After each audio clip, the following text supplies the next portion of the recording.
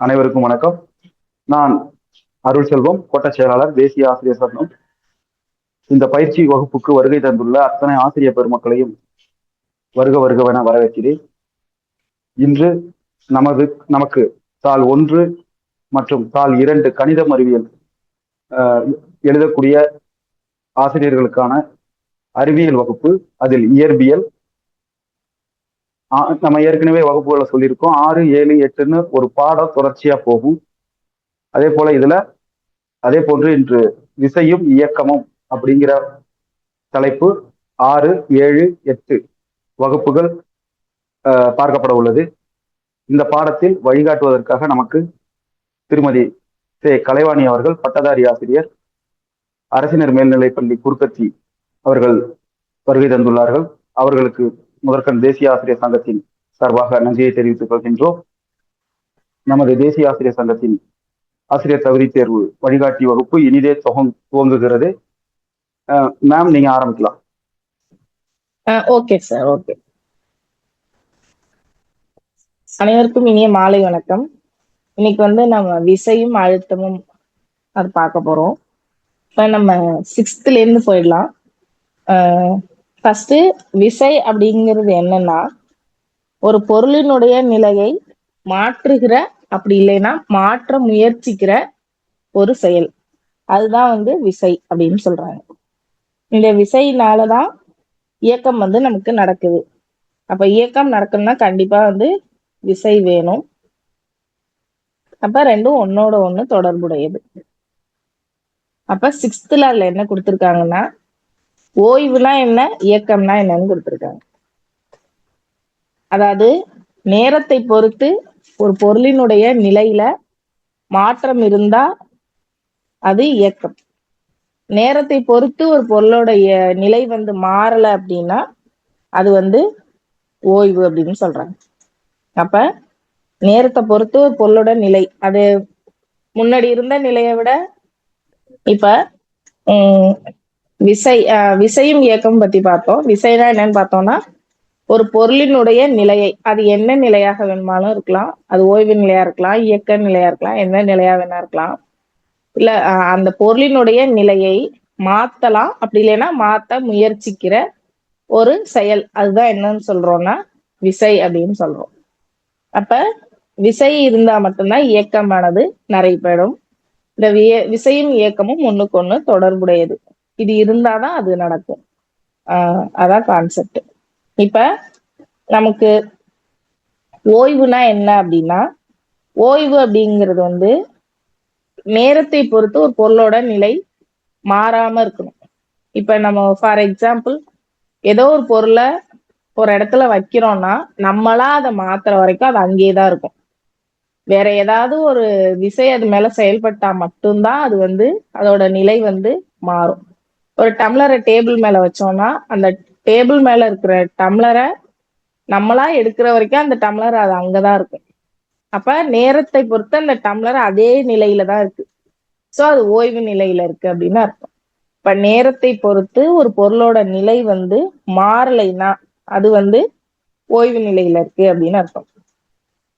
நேரத்தை பொறுத்து ஒரு பொருளினுடைய நிலை மாறுனா அது இயக்க நிலையில இருக்கு அப்படின்னு அர்த்தம். இப்ப ஒரு பஸ் இருக்கு, ஒரு கார் இருக்குன்னா, அது என்ன பண்ணிட்டு இருக்கோம், செகண்டுக்கு செகண்ட் அதோட நிலை மூவ் ஆகிட்டு இயங்கி கொண்டிருக்கக்கூடிய ஒரு பேருந்து அதோட நிலை மாறிட்டே இருக்கும். கடிகாரம் முள் எடுத்துக்கலாம். அது ஒரு ஒரு செகண்டுக்கும் அடுத்தடுத்த ஸ்டேஜுக்கு அந்த நொடி முள்ளானது நகர்ந்து கொண்டே இருக்கும். இப்ப நேரத்தை பொறுத்து அந்த முள்ளினுடைய இது மாறிட்டே இருக்கு. அப்ப நேரத்தை பொறுத்து ஒரு பொருளின் நிலை மாறுனுச்சு அப்படின்னா அதுக்கு இயக்கம் என்றும், மாறல அப்படின்னா அதுக்கு பேரு ஓய்வு அப்படின்னும் அர்த்தம். அதான் இங்க கொடுத்துருக்காங்க. அதுல முக்கியமான ஒரு விஷயம் என்ன இங்க அப்படின்னா, விசை அப்படிங்கிறது என்னன்னா இழுத்தல், அப்படி இல்லைன்னா தள்ளுதல். இந்த செயல்களை தான் நம்ம என்னன்னு சொல்றோம்னா விசைன்னு சொல்றோம் அப்படின்னு இந்த 6th கொடுத்துருக்காங்க.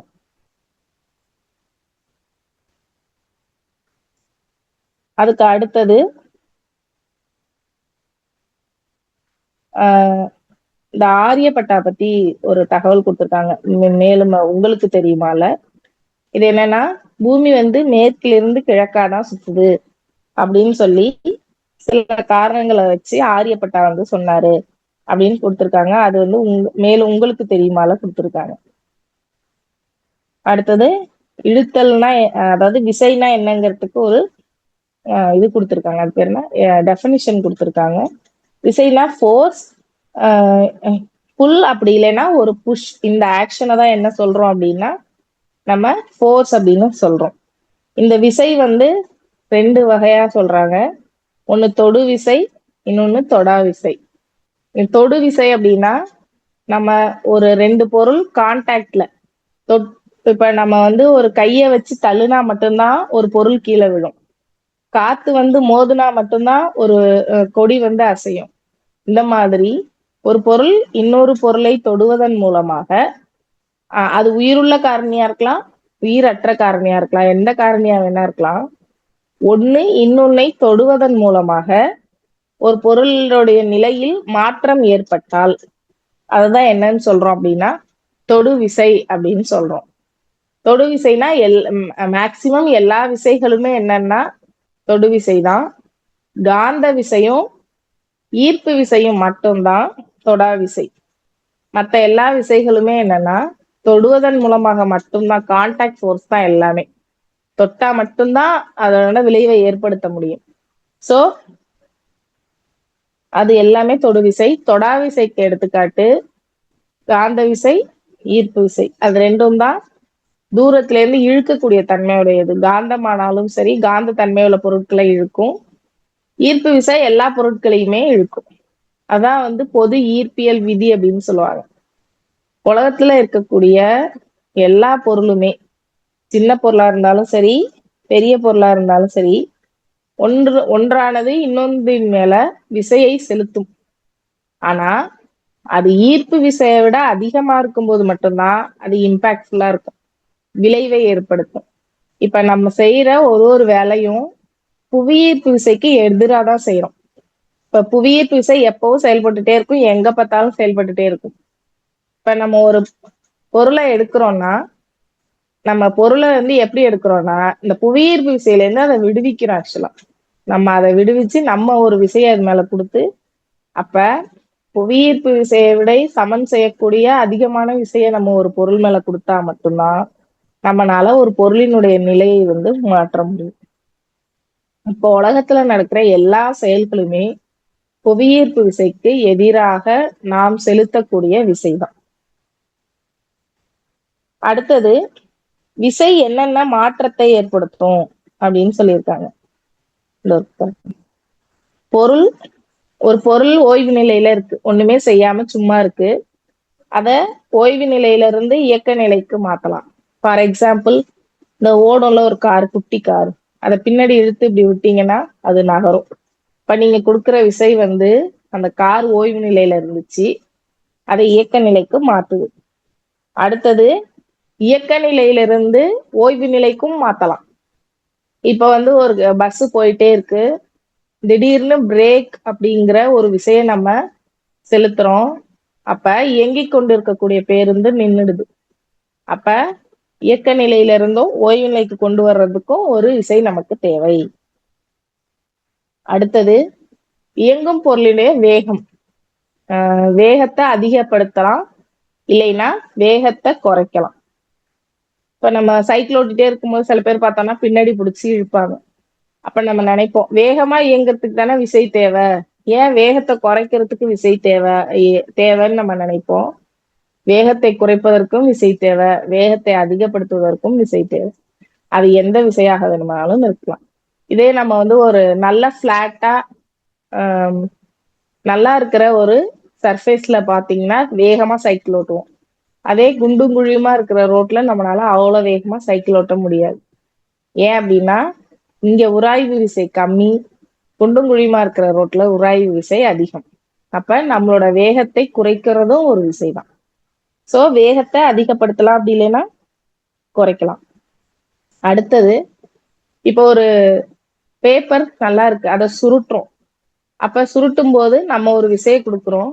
அப்ப செவ்வக வடிவத்துல இருந்த ஒரு பேப்பர் வந்து சுருங்கி பால் வடிவத்துல வேற ஒரு வடிவத்துக்கு மாறிடுது. அப்ப பொருளுடைய வடிவத்துல நம்ம என்ன பண்றோம்னா மாற்றத்தை ஏற்படுத்துறோம். அப்ப விசைங்கிறது 3 விஷயத்த செய்யலாம். அதோட நிலையை மாத்தலாம். ஈஸியா ஞாபகம் வச்சுக்கணும்னா ஓய்வு நிலையில இருந்து இயக்க நிலைக்கு மாத்தலாம், இயக்க நிலையில இருந்து ஓய்வு நிலைக்கு மாத்தலாம். அடுத்தது பொருளினுடைய வேகம் அல்லது திசை வேகத்தை மாத்தலாம்னா கூட்டலாம், அப்படி இல்லது குறைக்கலாம்.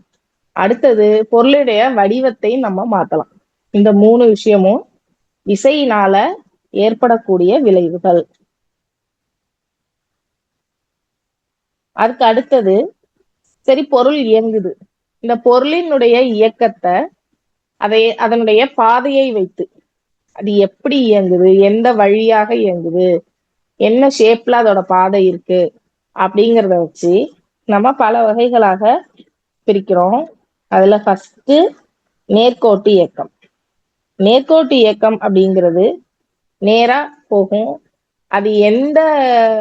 அது வர்டிகலாவும் நேரா போலாம், ஹரிசாண்டலாவும் நேரா போலாம். செங்குத்தாகவோ அல்லது கிடைமட்டமாகவோ நேராக ஒரே திசையில, இப்ப கிழக்குனா கிழக்க நோக்கி நேரா போறது, மேற்குனா மேற்கு நோக்கி நேரா போறது, வடக்கு தெற்கு எந்த திசையாக இருந்தாலும் irrespective ஆஃப் டைரக்ஷன்ஸ், திசை சார்ந்து அல்லாமல் நேரா ஒரே திசை நோக்கி போணுச்சு அப்படின்னா அதுக்கு என்ன பேர் அப்படின்னா நேர்கோட்டு இயக்கம் அப்படின்னு பேர்.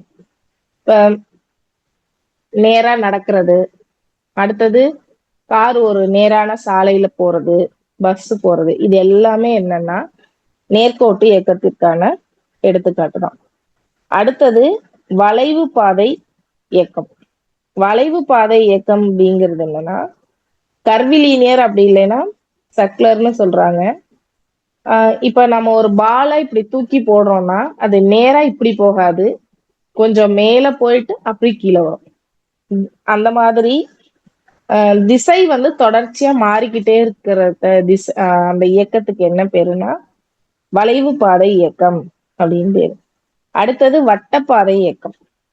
ஒரு வட்டத்தையில சுத்தி சுத்தி வர்றதுக்கு பேர் தான் வட்டப்பாதை இயக்கம். கடிகார முள்ளினுடைய இயக்கம் கூட வட்டப்பாதை இயக்கம் தான். இல்ல ஒரு கல்லை வந்து ஒரு கயித்துல கட்டி இப்படி நம்ம சுத்தணும்னா அதுவும் வந்து வட்டப்பாதை இயக்கம் தான். அடுத்தது தற்சுழற்சி இயக்கம். இப்ப நிறைய பேருக்கு ரொட்டேட்டரி மோஷன்னா என்னன்னோ ஸ்பின்னிங் மோஷனா என்னன்னு நிறைய டவுட்ஸ் வரும். ஏன்னா ரொட்டேட்டரி மோஷனும் ஸ்பின்னிங் மோஷன் மாதிரி தான். ஆனா தற்சுழற்சி இயக்கம்னாலும் ஸ்பின்னிங் மோஷனாலும் ஒண்ணு. இங்கிலீஷ்ல ஸ்பின்னிங் மோஷன், தமிழ்ல தற்சுழற்சி இயக்கம். இது என்ன பண்ணும் தற்சுழற்சி இயக்கம்னா இது வந்து வட்டத்தின் ஆரப்பாதை வழியா இயங்குனுச்சு அப்படின்னா அது வந்து வட்ட இயக்கம். வட்டத்தின் மையத்தை அச்சாக கொண்டு இயங்குனுச்சு அப்படின்னா அது பேரு தற்சுழற்சி இயக்கம். இப்ப ஃபார் எக்ஸாம்பிள் பம்பரம் சுத்துது, அது என்ன பண்ணும், அந்த ஆணிதான் அதனுடைய மையம், அந்த மையத்தை அச்சாக கொண்டு, இப்ப அந்த வட்டப்பாதை இயக்கத்துல மையம் வந்து அச்சா இருக்காது, ஆரத்தை தான் இலக்கா வச்சு ஆரம் எங்க முடியுதோ அந்த இடத்துல அந்த பொருளானது சுத்தி சுத்தி வரும். ஆனா இங்க தற்சுழற்சி இயக்கத்துல வட்டத்தினுடைய மையத்தை அச்சாக கொண்டு ஒரு பொருள் சுத்தி சுத்தி வந்துச்சுன்னா அதுக்கு பேர் தான் ஸ்பின்னிங் மோஷன், அப்படி இல்லைன்னா தற்சுழற்சி இயக்கம். அடுத்தது அலைவு இயக்கம். இப்ப சிம்பிள் பெண்டுலம் அப்படின்னு வச்சு, சிம்பிள் பெண்டுலம்னா தனி ஊசல். ஒரு தனி ஊசல்ல ஒரு பாலை கட்டி தொங்க விட்டுருப்பாங்க, ஒரு உலோக பந்து. அதை நம்ம இப்படி இழுத்து விட்டோம்னா அதை என்ன பண்ணும் அப்படின்னா அலைவுறும். குறிப்பிட்ட தூரம் இந்த பக்கம், அதே அளவு குறிப்பிட்ட தூரம் இந்த பக்கம். அப்ப ஒரு மையத்திலிருந்து குறிப்பிட்ட தொலைவு 2 பக்கமும் திரும்பியும் அதே நிலைமைக்கு வந்துடும். அந்த மாதிரி இயக்கம் தான் என்ன அப்படின்னா அலைவு இயக்கம் அப்படின்னு சொல்றாங்க. இந்த அலைவு இயக்கத்தை பொறுத்த வரைக்கும் இது கால ஒழுங்குமுறை இயக்கம் சொல்லுவாங்க. ஏன்னா குறிப்பிட்ட நேரத்துல அந்த பொருள் அவ்வளவு தூரம் போயிட்டு மறுபடியும் அதே நேரத்துல இங்க வந்துடும். அப்போ குறிப்பிட்ட கால இடைவெளியில இந்த அலைவானது தொடர்ச்சியா நடந்துகிட்டே இருக்கு. அதுல ஒரு பாயிண்ட் என்ன கொடுத்திருக்காங்கன்னா எல்லா அலைவு இயக்கமும் பீரியாடிக்கல்னா கால ஒழுங்குமுறை இயக்கம். ஆனா எல்லா கால ஒழுங்குமுறை இயக்கமும் அலைவு இயக்கம் ஆசிலேட்டரி மோஷன் கிடையாது அப்படின்னு சொல்லியிருக்காங்க. ஏன் அப்படின்னா இது காலமுறை இயக்கம் தான். இது வந்து ஒரு குறிப்பிட்ட காலத்துல திரும்ப திரும்ப நடக்கும். ஆனா இப்ப ஃபார் எக்ஸாம்பிள் அமாவாசை, பௌர்ணமி, ஆஹ் நம்ம ஏகாதசி இதெல்லாம் சொல்லுவோம். அப்ப இதெல்லாம் வந்து பாத்தீங்கன்னா ஒரு பர்டிகுலர் பீரியட்ல திரும்ப திரும்ப திரும்ப வரும். அமாவாசைன்றது வந்து 15 நாள் ஒரு மாசத்துல ஒரு தடவை கண்டிப்பா நடந்துகிட்டே இருக்கும். அப்ப அந்த மாதிரி ஒரு குறிப்பிட்ட கால இடைவெளியில திரும்ப திரும்ப நடக்கிறது தான் கால ஒழுங்குமுறை இயக்கம். அது ஆனா அலைவு இயக்கம் இல்ல.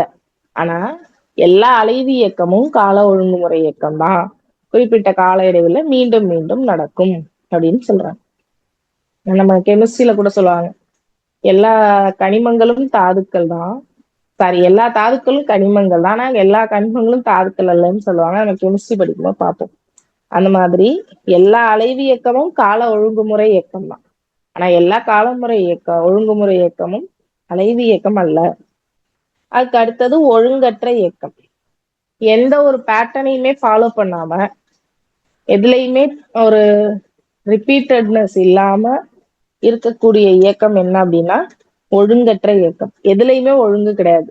பாதை, திசை, எதுலையுமே ஒழுங்கு இல்லாத ஒரு இயக்கம் தான் வந்து ஒழுங்கற்ற இயக்கம். அது எப்படி வேணா இருக்கலாம். ஒரு ஈ பறக்கிறது, ஒரு பஜார்ல வந்து மக்கள் கூட்ட நெரிசல்ல நடந்து போறது. இதே மார்ச் பாஸ்ட் பார்த்தோம்னா ஒழுங்கா லைனா நடப்பாங்க. அட் த சேம் டைம் ஒரு பஜார்ல வந்து நம்ம ஒரு கடைத்தெருல வந்து அப்படி மக்கள் நடக்க மாட்டாங்க. இஷ்டத்துக்கு அவங்கவுங்க இஷ்டத்துக்கு எந்தெந்த கடை தேவையோ அந்த கடையை நோக்கி நகருவாங்க. திடீர்னு இங்க நகருவாங்க. அதை முன்னறிவிப்பின்றி எந்த ஒரு ப்ரெடிக்ஷனுமே நம்ம பண்ண முடியாது அவங்க எப்ப எப்படி போவாங்க அப்படின்னு. அப்ப அது மாதிரியான இயக்கம் வந்து ஒழுங்கற்ற இயக்கம் அப்படின்னு சொல்றாங்க. அடுத்து உங்களுக்கு தெரியுமால என்ன கொடுத்துருக்காங்கன்னா ரொம்ப வேகமாக நடக்கக்கூடிய, அதிவேகமாக ரொம்ப ஃபாஸ்டா நடக்கக்கூடிய ஆசிலேட்டரி மோஷன் அலைவு இயக்கத்தை வந்து என்ன சொல்றாங்கன்னா வைப்ரேஷன், அதாவது அதிர்வுறுதல் அப்படின்னு சொல்றாங்க. இப்போ ஒரு பொருளை நம்ம வேகமா ஒரு மண்ணு ஒரு கொஞ்சம் மண்ணை போட்டு ஒரு டேபிள வேகமா தட்டினோம்னா அந்த மண்ணு மேல வந்துட்டு திரும்புவோம். அப்ப இந்த மாதிரி வேகமாக நடக்கக்கூடிய அலைவு இயக்கத்துக்கு என்ன பேருன்னா அதிர்வுறுதல், வைப்ரேஷன்ஸ் அப்படின்னு பேருன்னு சொல்லியிருக்காங்க. அடுத்தது இது வந்து இதெல்லாம் என்ன இயக்கம் அப்படின்னு சொல்லி கேட்டிருக்காங்க. 100 மீட்டர் ஓட்டப்பந்தயத்தில் ஓடுபவர் வந்து வட்டப்பாதை இயக்கம். மரத்திலிருந்து தானாக கீழே விழும் தேங்காய் வந்து தொடா விசையில வரும். அது புவியீர்ப்பு விசையின் காரணமா நேர்கோட்டு இயக்கத்துல வரும். அடுத்தது கேரம் விளையாட்டில் காய்களின் இயக்கம் ஒழுங்கற்ற இயக்கம். கொசுக்கள் ஈக்களின் இயக்கம் ஒழுங்கற்ற இயக்கம். இதய துடிப்பு கால ஒழுங்குமுறை இயக்கம். ஊஞ்சலில் ஆடும் குழந்தையின் இயக்கம் அலைவு இயக்கம். கடிகார முட்களின் இயக்கம் வட்ட இயக்கம். யானை தனது காதுகளை அசைத்தல் முன்னும் பின்னுமா இருக்கு, அதனால அது அலைவு இயக்கம் தான். குறிப்பிட்ட கோணத்தில் வீசப்படும் கல் வளைவு இயக்கம். கூட்டம் மிகுந்த கடைத்தல் மக்கள் இயக்கம் ஒழுங்கற்ற இயக்கம்.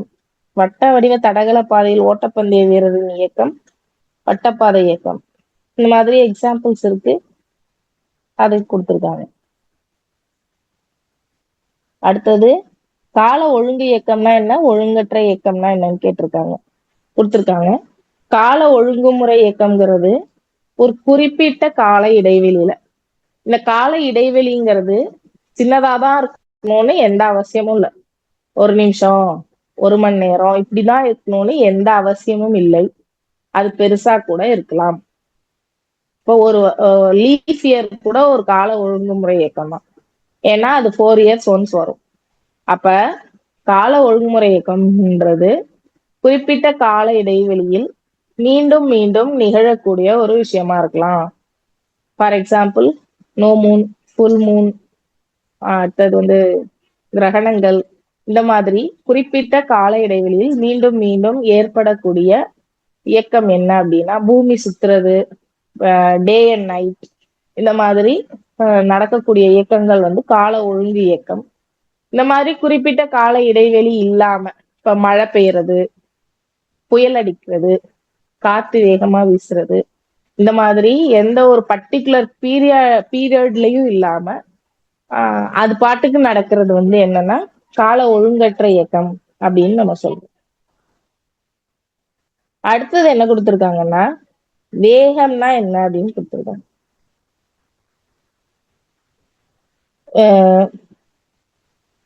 வேகமாவா மெதுவாவா இந்த இருக்காங்க. அதாவது வேகம் அப்படின்னா என்னன்னா ஒரு பொருள் வந்து எவ்வளவு நேரத்துல எவ்வளவு தூரம் போகுது, அதுதான் என்னன்னா வேகம். இப்ப நம்ம வேகமா வந்தோம்னா 2 பேர் 1 கிலோமீட்டர் நடக்கிறாங்க. ஒருத்தர் 8 நிமிஷத்துல நடந்துட்டார், ஒருத்தர் 10 நிமிஷத்துல நடக்கிறாருன்னா அப்ப 8 நிமிஷத்துல நடந்தவரை நம்ம வேகமா நடந்தார் அப்படின்னு சொல்லுவோம்.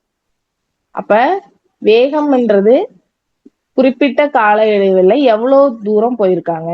அப்ப கடந்த தொலைவு பை காலம்.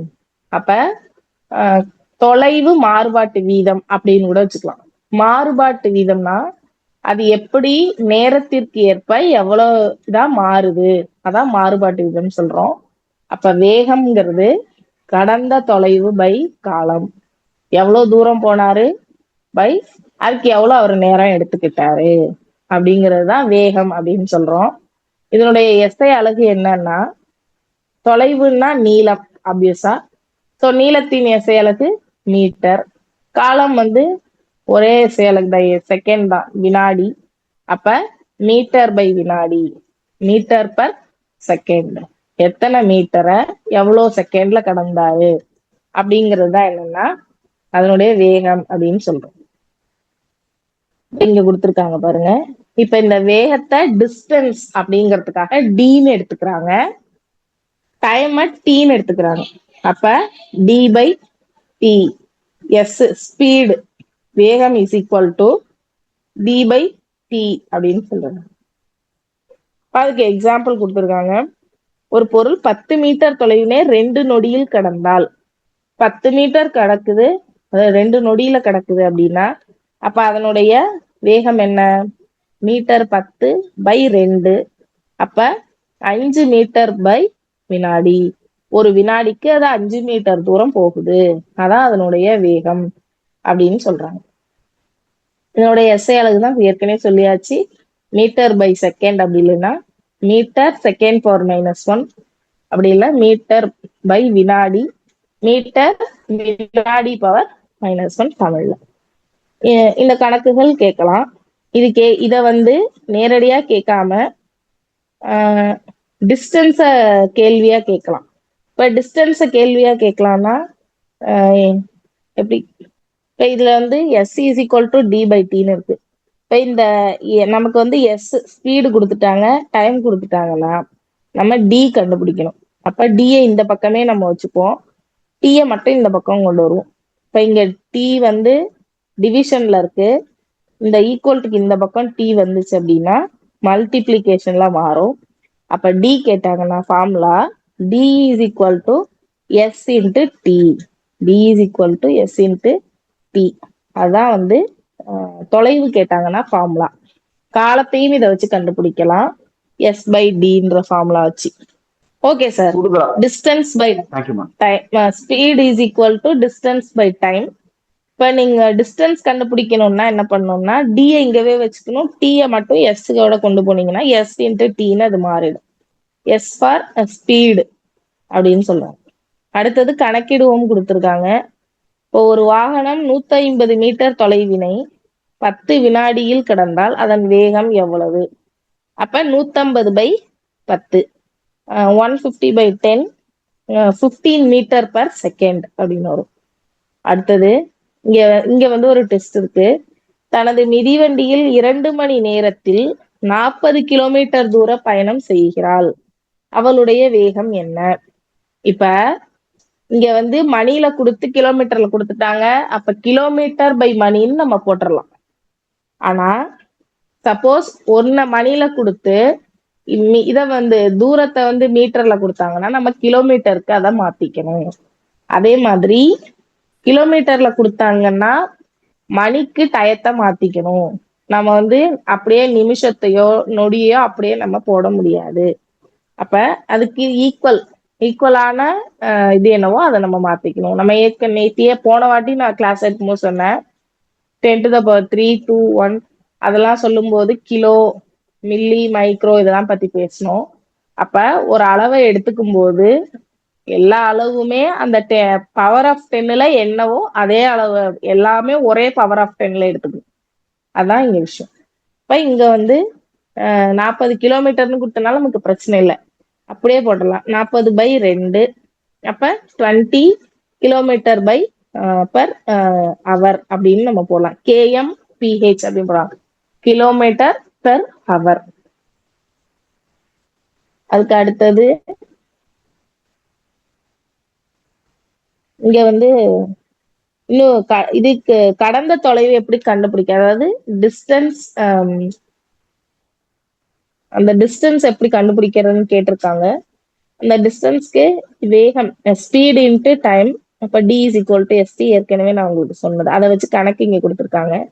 ஒரு கப்பல் மணிக்கு 50 கிலோமீட்டர் வேகத்தில் 5 மணி நேரம் பயணம் செய்தது எனில் அக்கப்பல் கடந்த மொத்த தொலைவு அப்படின்னு கேட்டிருக்காங்க. அப்ப 50 கிலோமீட்டர் மணி வேகம்னா அப்ப 1 மணி நேரத்துக்கு 50 கிலோமீட்டர் போகுதுன்னு அர்த்தம். டைம் வந்து 5 மணி நேரம் பயணிக்குதுன்னு சொல்லிட்டாங்க. இப்ப 50 × 5 இப்ப 250. அதே மாதிரி இங்க ஒரு பொருளின் வேகமும் அதன் கடந்த தொலைவும் தெரியுமானால் அதன் பயணம் செய்த நேரத்தினை நம்மால் கணக்கிட முடியும்.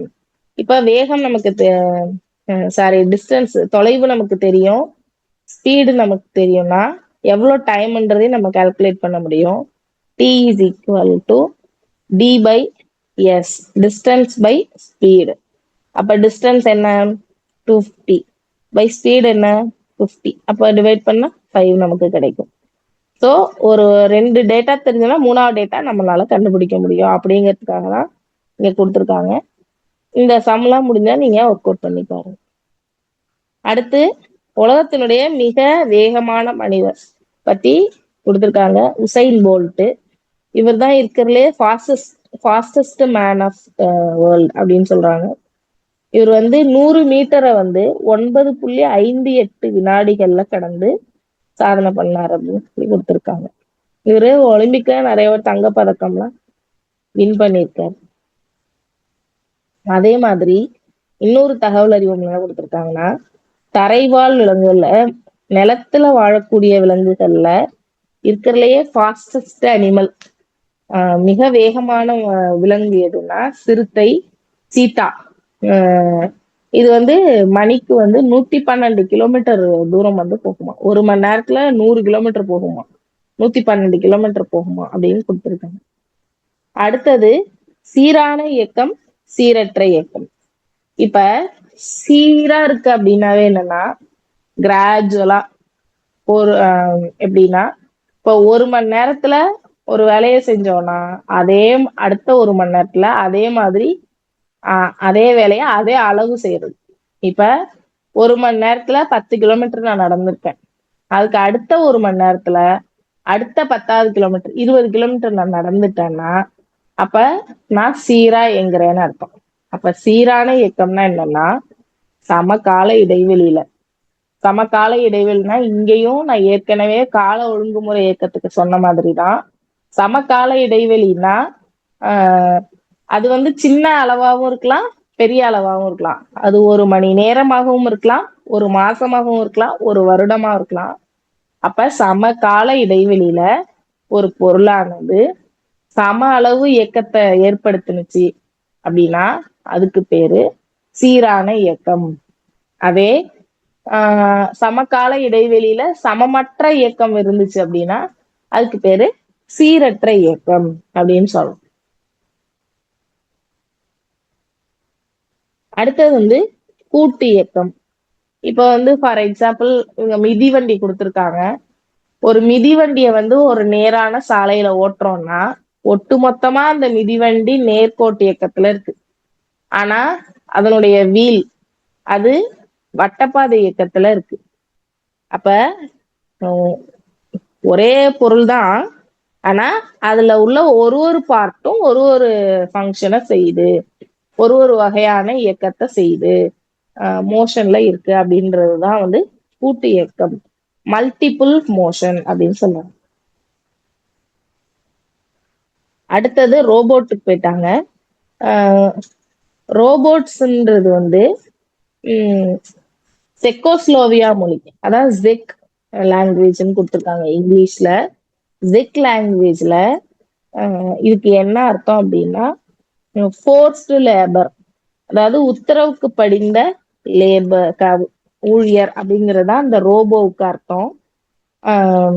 இது வந்து ரொபாட்டா அப்படிங்கிற செக்கோஸ்லோவியா வார்த்தையிலேருந்து உருவானதுதான் ரோபோட் அப்படின்ற வார்த்தை.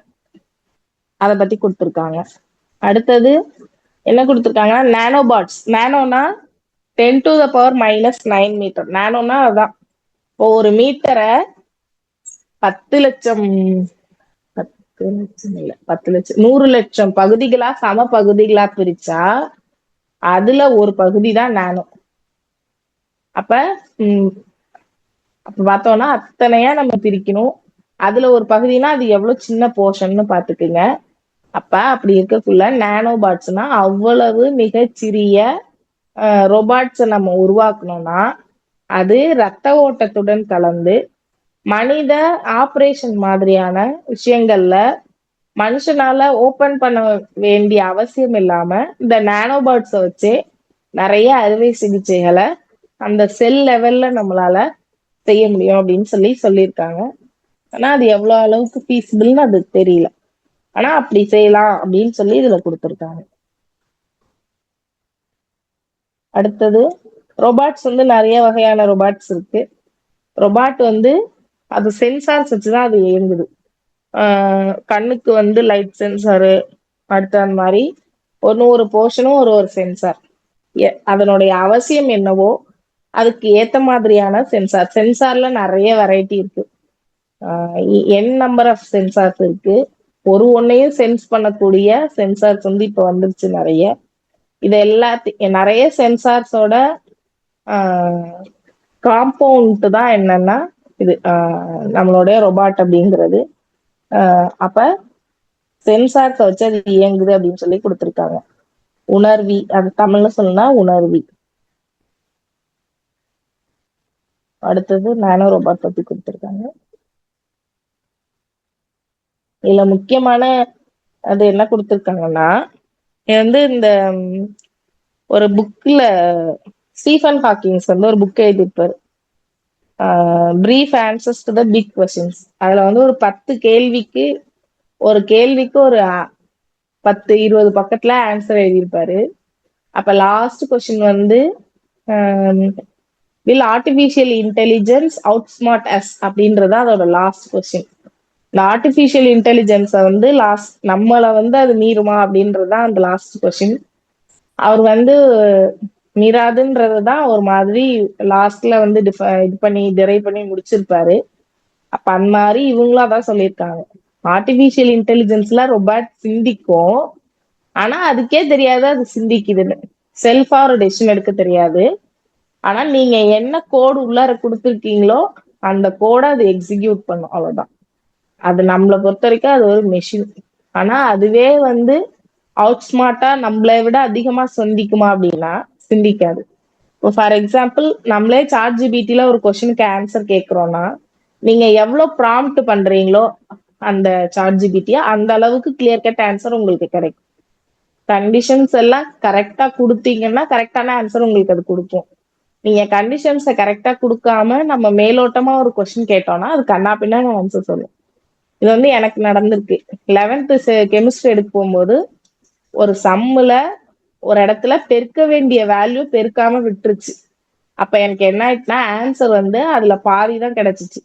அப்ப ஏன்னா அது அங்க ஒரு இடையில இருக்கக்கூடிய ஒரு மல்டிப்ளிகேஷன்ன்ற அந்த ஸ்டெப்பே வந்து அது விட்டுருச்சு. அப்ப அந்த மாதிரி நிறைய விஷயங்கள் நடக்கும். நான் வந்து இப்ப மெஷின் தானே கரெக்டா செய்யும் அப்படின்னு சொல்லி நானும் அதை வெரிஃபை பண்ணல, உட்காந்து போடல. ஸ்டெப்ஸை மட்டும் எழுதிட்டு ஆன்சர் எழுதிட்டு போய் நடத்தும் போது அங்க நான் ஒர்க் அவுட் பண்ணும்போது போர்டுல அது வேற ஒரு ஆன்சர் வந்துச்சு. அப்ப நிறைய டிஃபிகல்ட்டான சுச்சுவேஷன் எனக்கு கிரியேட் ஆச்சு. அப்ப அந்த மாதிரி நம்ம எவ்வளவு ப்ராம்ப்ட் பண்றோமோ அத மாதிரி அது நமக்கான ஆன்சர்ஸை கொடுக்கும்.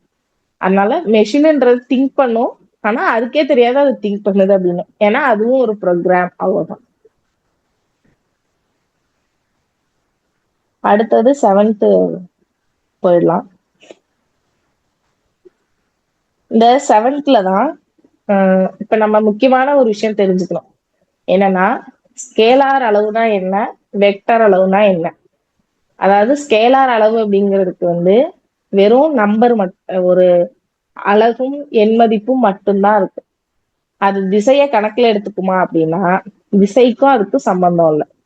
இப்ப நீங்க ஃபார் எக்ஸாம்பிள் நான் வேகமா போறேன் அப்படின்னா, நீங்க கிழக்க போனாலும், மேற்க போனாலும், வடக்க போனாலும், தெற்க போனாலும் அதுக்கு பிரச்சனை இல்லை. அதுக்கு எல்லாமே ஒண்ணுதான். அதை பொறுத்த வரைக்கும் எவ்வளவு நேரத்துல எவ்வளவு தூரம் போயிருக்கீங்க, அது மட்டும்தான் ஸ்கேலார் அளவு. ஆனா வெக்டர் அளவுங்கிறது, நான் எக்ஸ் ஆக்சிஸ்ல போனேன்னா எக்ஸ் டேஷ்ல போனேன்னா, ஒய் ஆக்சிஸ்ல போனேன்னா ஒய் டேஷ்ல போனேன்னா, அதாவது ரிவர்ஸ்ல போனேன்னா, ஃபார்வர்ட்ல போனேன்னா, எப்படி போனேன் அப்படிங்கிறது அதுக்கு முக்கியம். அப்ப டைரக்ஷன் பேஸ்டு குவான்டிட்டிஸ் தான் என்ன சொல்றோம்னா வெக்டார் குவான்டிட்டிஸ் அப்படின்னு சொல்றோம். இந்த வெக்டார் குவான்டிட்டிஸ்க்கு மேக்னிடியூடும் உண்டு, டைரக்ஷனும் உண்டு. இப்ப நம்ம பார்த்தோம்னா கிராஃப்ல எக்ஸ வந்து பிளஸ்ல குறிப்போம், எக்ஸ் டேஷ வந்து மைனஸ்ல குறிப்போம். அப்ப அதுதான் இங்கேயும். அப்ப முன்பக்கமா போனுச்சுன்னா அது பிளஸ், ரிவர்ஸ்ல வந்துச்சுன்னா அது மைனஸ். இப்ப அந்த மாதிரி டைரக்ஷனையும் நம்ம கணக்குல எடுத்துக்கிட்டோம்னா அதுக்கு பேரு வெக்டார் குவான்டிட்டி. டைரக்ஷனை கணக்குல எடுத்துக்கல, வெறும் குவான்டிட்டி தான், முன்ன போனா என்ன பின்ன போனா என்ன, 10 மீட்டர் போனுச்சா அவ்வளவுதான் அப்படின்னு நம்ம நினைச்சோம்னா அது வந்து ஸ்கேலார் குவான்டிட்டி. ஸ்கேலார் அளவுகள், வெக்டார் அளவுகள் அப்படின்னு சொல்றோம். இந்த ஸ்கேலார் அளவுகளை வெறுமனே நம்பரும் அலகும் வச்சுதான் குறிப்போம். ஆனா வெக்டார் அளவுகளை மேல ஒரு அம்புக்குறி போடுவோம். இது வந்து ஹையர் கிளாஸஸ்ல தான் நம்ம இம்ப்ளிமெண்ட் பண்ணுவோம். லோவர் கிளாஸ்ல எங்கேயும் வெக்டார் குவான்டிட்டி பார்த்தோன்னா டீடைல்டு மல்டிப்ளிகேஷன் ஆஃப் வெக்டார்ஸோ அது மாதிரி எதுவுமே வரல, நமக்கு பிரச்சனை இல்லை. இங்க எதுக்கு சொல்ல வந்தேன்னா, இப்ப நம்ம வேகம் படிப்போம், திசை வேகம் படிப்போம், முடுக்கம் படிப்போம். அப்படி படிக்கும்போது இது ஸ்கேலார் அளவு, இது வெக்டர் அளவுன்னு படிப்போம். அப்ப அது அப்படின்னா என்னன்னு நம்ம முன்கூட்டியே தெரிஞ்சுக்கிறது நல்லதுங்கிறதுக்காக தான் இந்த பாடத்துக்குள்ள நுழையறதுக்கு முன்னாடியே ஸ்கேலார்னா என்ன, வெக்டர்னா என்னன்னு நான் உங்களுக்கு சொல்லியிருக்கேன். அடுத்தது இதுல ஃபர்ஸ்ட் என்ன கொடுத்துருக்காங்கன்னா, தொலைவு அப்படின்னா என்னன்னு கொடுத்துருக்காங்க. தொலைவு அப்படிங்கிறது இப்ப இங்க பாருங்க, பாதை ஏ, இந்த வீட்டுல இருந்து இந்த வீட்டுக்கு போகணும். ஏங்கிற பாதையுடைய தொலைவு 1.5 கிலோமீட்டர், பிங்கிற பாதையோட தொலைவு 2 கிலோமீட்டர். அப்படின்னா இப்ப இந்த நம்ம ஏ வழியாவும் போகலாம், பி வழியாவும் போகலாம். அப்ப நான் எவ்வளவு தொலைவு கடந்தேன் அப்படின்னா, ஏ வழியா போனேன்னா 1.5 கிலோமீட்டர் தொலைவு கடந்தேன், அதே பி வழியா போனோம்னா 2 கிலோமீட்டர் தூரம் கடந்தேன்.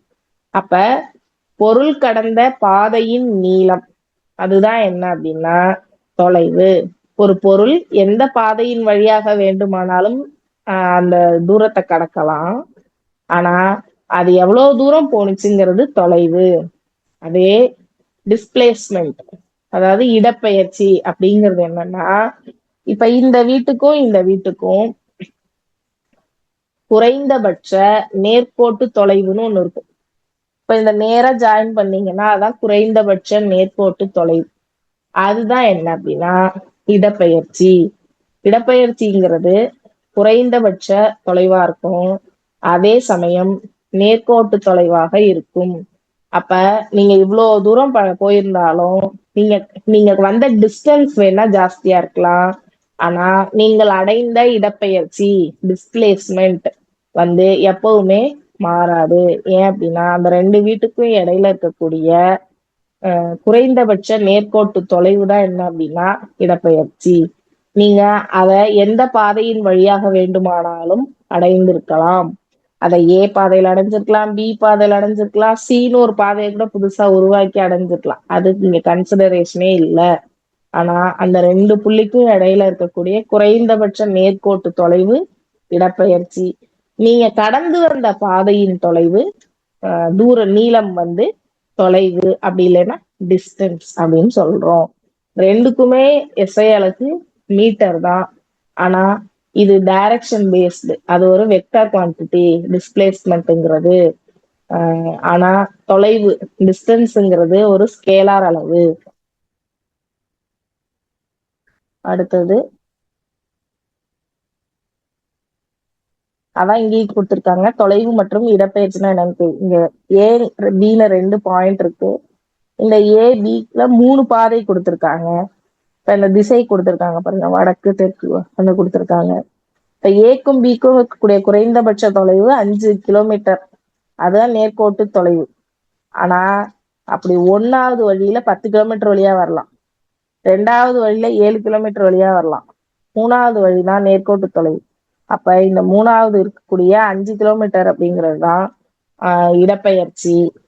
10, 7 அப்படிங்கறதெல்லாம் பொருள் கடந்த பாதையினுடைய நீளமான தொலைவு அப்படின்னு புரிஞ்சு. அப்ப இப்ப இங்க பாருங்க, இங்க வந்து ஒரு கொஸ்டின் கேட்டிருக்காங்க. சுபா வந்து வீட்டுல இருந்து அருகில் உள்ள மைதானத்திற்கு செல்கிறாள். கீழே உள்ள படத்தை பார்த்து 7th தானே போயிட்டு இருக்கு. ஆமா சார். பேப்பர் 1 பேப்பர் 2 எழுதும் அனைவருக்கும் உரியது. 8ஆம் வகுப்பு வரும்போது அவங்க சொல்லுவாங்க. அதுக்கு மேல பேப்பர் 2 கன்டினியூ பண்ணலாம். பேப்பர் 1 எழுதுகிறவர்கள் எனக்கு போதுமானதுன்னு நினைச்சீங்கன்னா நீங்க வெளியேறலாம். இல்ல தெரிஞ்சுக்கிறேன், இதுல இருந்து வர்ற அந்த 9, 10ல இருந்து வர்ற அந்த 1 மார்க்கையும் விட மாட்டேன்னு நினைச்சீங்கன்னா கன்டினியூ பண்ணலாம்.